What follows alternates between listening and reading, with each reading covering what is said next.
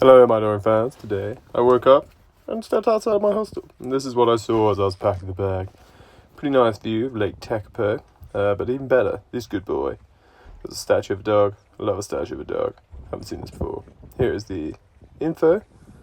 Please feel free to read it. Appreciate the dog.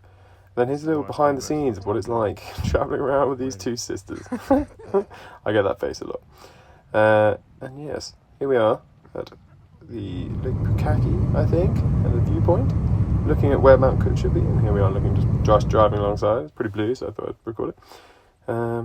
And here we are at the base of the Hooker Valley track, sorry, I'm getting confused with a different track we've done.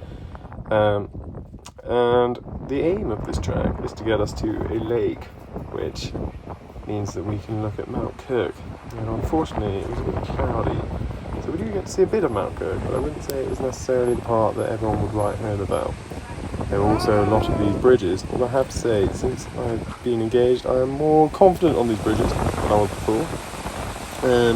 Possibly because these ones take 20 people rather than 1 to 5.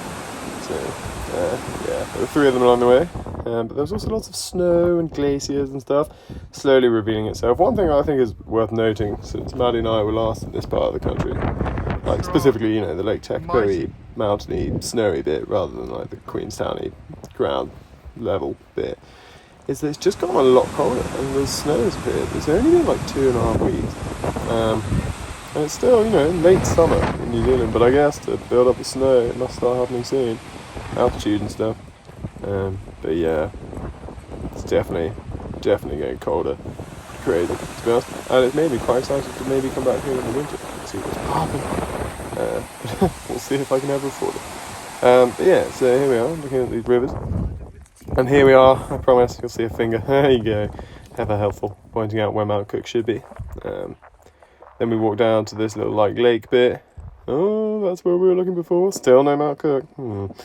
But good view either way. This is a little zoom in. You can see a little bit of the glacier where it turns into the lake. And here's me.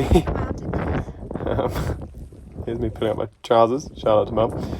And here's, oh my god, is that Mount Cook? I think that might be Mount Cook. It's amazing. And then here's another zoomed in video. I think I started seeing a bit of snow being revealed, but sadly it did not turn into the whole mountain.